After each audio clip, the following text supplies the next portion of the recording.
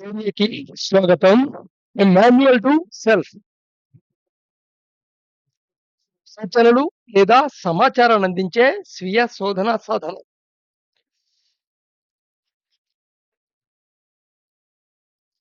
So right నిన్నటి వీడియోతో almost all every aspect of food భోజనం సంబంధించిన అన్ని విషయాల్ని కవర్ చేయడం జరిగింది.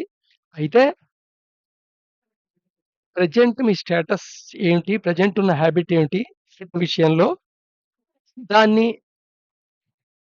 ఎన్ని డైమెన్షన్‌లో కరెక్షన్ చేసుకోవాలి?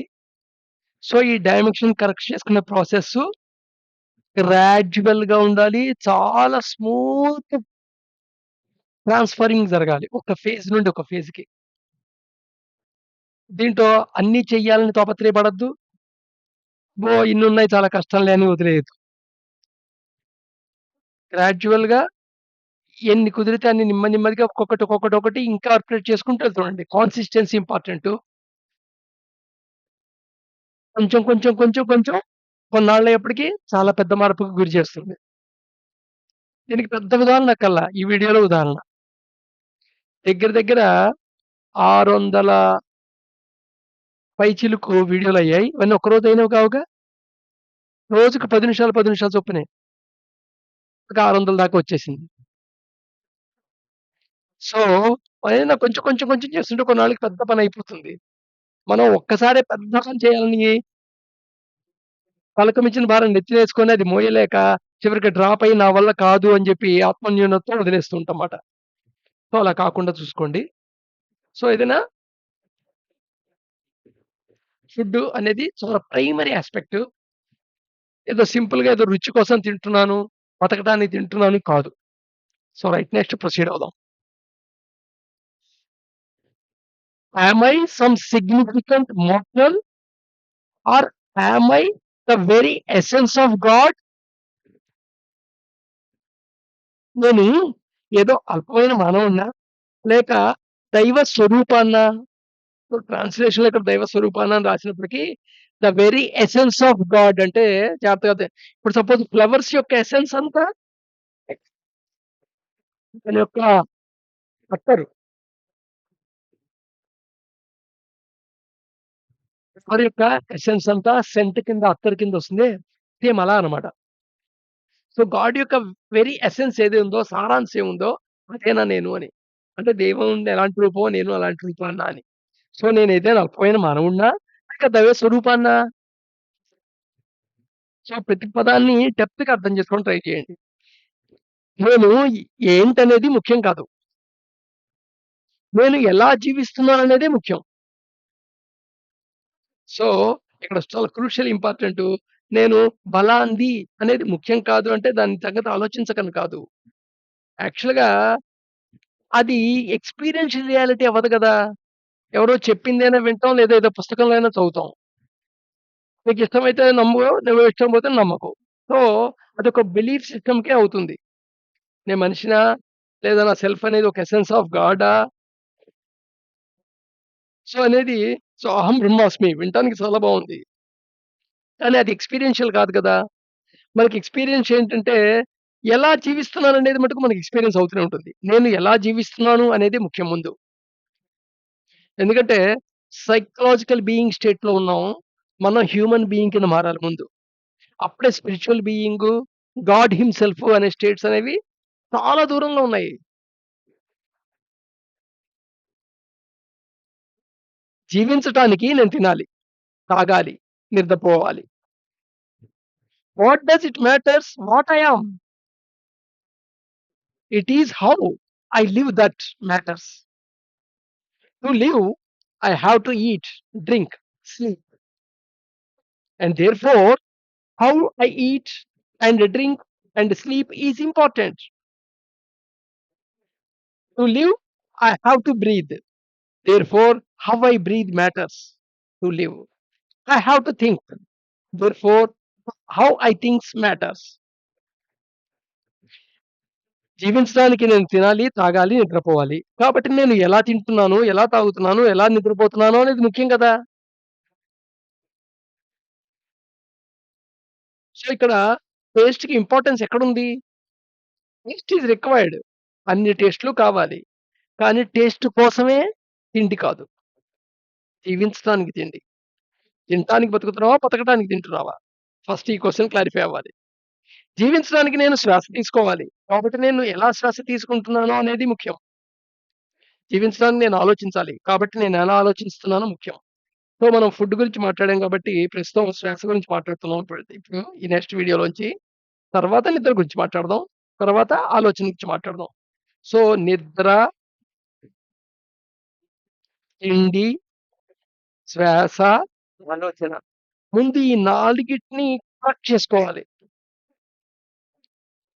వాట్ ఈస్ విపరీత్ అంటే ఈ ఎగ్జిస్టెన్స్‌లో ప్రకృతికి అలైన్ అయ్యి ఎలా ఉండాలి ఇవి అనేది ఇంపార్టెంట్. సో, అప్పుడు నువ్వు ధర్మంగా ప్రవర్తించినట్టు. ఈ ఎగ్జిస్టెన్స్ యొక్క రిత్ ఏదైతే ఉందో, ఆర్డర్ ఏదైతే ఉందో, ఆ ఆర్డర్‌కి అలైన్ అవుతూ నువ్వు డిజైన్ చేసుకోవటం అనేదే ధర్మం. దానికే ఓ వ్యవస్థ ఏర్పడితే అది సనాతన ధర్మం. యాక్చువల్‌గా ఫుడ్ ఏం తినాలి? ఏం తాగాలి? ఎలా థింక్ చేయాలి? ఎలా శ్వాసించాలి? వీటన్నిటిని సనాతన ధర్మంలో జీవన విధానంలో ఇన్కార్పొరేట్ అయిపోయే ఉండేవి. ఇప్పుడు ఉన్నాయా అనేది సమస్య. ఇంతకుముందు అందరూ చేశారు. మనం గొప్ప, మనం గొప్ప, మనం గొప్ప. కానీ ఇప్పుడు పొజిషన్ ఏమిటి? ఇప్పుడు నీ పొజిషన్ ఏమిటి? పేరుకు మాత్రమే సనాతన ధర్మం వాడివి. నువ్వు హిందువువి. హిందూ అంటే ఇది కేవలం ఏదో భక్తి కాదు. గుడిలోకెళ్ళి దండాలు పెట్టుకోవడం కాదు. వాడికి పెద్ద కోరికివ్వటం, లిస్ట్ ఇవ్వటం కాదు. పండగలు జరుపుకోవడమే కాదు. తీర్థయాత్రలు వెళ్ళటమే కాదు. గుళ్ళకి తిరగటమే కాదు. ఎగ్జిస్టెన్స్ యొక్క ఆర్డర్‌తో అంటే ఎగ్జిస్టెన్స్ యొక్క రిత్‌తో అలైన్ అయ్యి అలా బతకడం. సో, లైఫ్‌కి 4 ఇంపార్టెంట్‌గా. అందుకని ఫుడ్ గురించి డిస్కస్ చేసాం. వాటర్ గురించి డిస్కస్ చేసాం. ఇప్పుడు శ్వాస గురించి డిస్కస్ చేస్తాం. తర్వాత నిద్ర గురించి డిస్కస్ చేస్తాం. తర్వాత ఆలోచించడం గురించి డిస్కస్ చేస్తాం.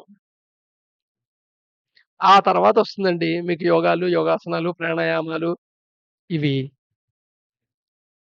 వీటన్నిటిని కరెక్ట్ చేయకుండా ముందే దుంకేసినంత మాత్రాన నీకు ఉపయోగం ఏం లేదు. ఒక అహం మటుకు ఇస్తుంది. నువ్వు రెగ్యులర్‌గా ప్రాక్టీస్ చేసినా, చాలా కష్టతరమైన ఆసనాలు చాలా సేపు వేయగలిగినా నీకేమొస్తుంది? ఒక రకమైన అహం వస్తుందంతే. అంటే నేను పలానా చేయగలను అనే క్రెడిట్ వస్తుంది. దానివల్ల ఉపయోగం అయితే లేదు కదా! సో, శ్వాస బ్రీతింగ్ అనగానే ఈ ఫాలోయింగ్ క్వెషన్స్ అన్నీ మనకు అట్‌లీస్ట్ మన శ్వాస ప్రెజెంట్ ఎలా ఉందో అనే దానికి అవగాహన ఉండాలి. What should be the duration of each breath? అసలు ఐడియల్ బ్రీత్ అంటే దాని యొక్క టైము ఎన్ని సెకన్లుండాలి?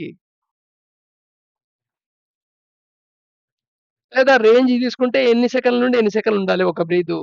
ఇన్ అదర్ వర్డ్స్ ఒక నిమిషంలో ఎన్ని బ్రీత్స్ అనేది ఐడియలు.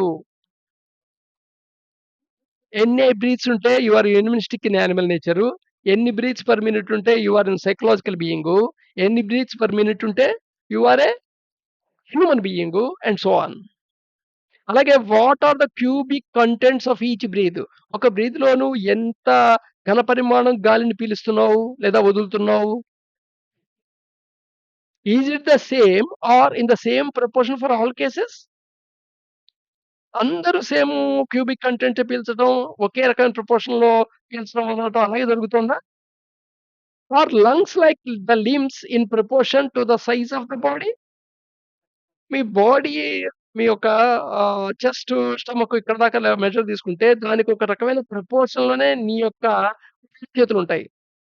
మరి నీ యొక్క లంగ్స్ కూడా అంతేనా? ఆర్ లైక్ ఈ ఐస్, నోస్ వీటిల్లాగా which may be out of ప్రపోర్షనా? సో, నీ బాడీకి సంబంధం లేకుండా కళ్ళు, చెవులు, ఈ ముక్కు ఇవి మటుకు ఔట్ ఆఫ్ ప్రపోర్షన్ ఉంటాయి. నోరు ఇవి. What is the ideal number of breaths per minute per person? ఒక పర్సన్‌కి ఐడియల్ నంబర్ ఏంటి మని? ఈజ్ ఇట్ సేమ్ ఇర్రెస్పెక్టివ్‌లీ? ఎవరికైనా అదేనా? వాడి యొక్క స్థితి బట్టి ఏమైనా మార్పుందా? Should we breathe through the nose only? ముక్కుతో మాత్రమే గాలి పీల్చాలా? నోటితో గాలి పీలిస్తే బతకలేమా? నోటితో గాలి పీల్చేసి బతికేస్తున్న వాళ్ళు చాలా మంది ఉన్నారు ప్రపంచంలో. మనకు తెలియకుండా కూడా రోజులో నోటితో గాలి పీల్చేస్తూనే ఉంటాం గూడాను. ఎస్పెషల్లీ నిద్రలో చాలా మంది నోటితో గాలి పీల్చేసి బతికేస్తూనే ఉంటారు. గుర్రక వాళ్ళకే వస్తుంది. Is it bad to breathe through mouth? నోటితో గాలి పీల్చడం తప్పంటావా? Do we fill up the lungs ప్రాపర్‌లీ విత్ ఎయిర్ వైల్ బ్రీతింగ్? మనం బ్రీతింగ్ చేస్తున్నప్పుడు మన లంగ్స్‌లో 3 లోబ్స్ ఉంటాయి. Upper lobe, middle lobe, lower lobe. ఇవన్నీ ప్రాపర్‌గా ఫిల్ అప్ చేస్తున్నావా? లేదా షాలో బ్రీతింగు చేస్తున్నావా? పైపైన breathing. How should be nostril domination shift? So, నీ నోస్ట్రల్ 2 ముక్కులు కూడా సమానంగానే ఒకే రకంగా గాలి పీలుస్తున్నావా? లేదా ఒక ముక్కు కుడి ముక్కు నుండి ఎక్కువ గాలి వెళ్తోంది. ముక్కు యొక్క ఎడమ కన్నం నుంచేమో గాలి తక్కువవుతోంది. లేదా ఎడమ కన్నం నుంచి గాలి ఎక్కువవుతుంది. అలా ఏమన్నా ఒక పర్టిక్యులర్ నోస్ట్రిల్ ఏమైనా డామినేషన్‌గా ఉంటుందా? ఆ షిఫ్ట్ అయినా అబ్జర్వ్ చేసావా ఎప్పుడైనా? సో, ఇవన్నీ ఫండమెంటల్ క్వెషన్స్ అన్నమాట. ఇంకా చాలా ఉన్నాయి. రేపు చూద్దాం.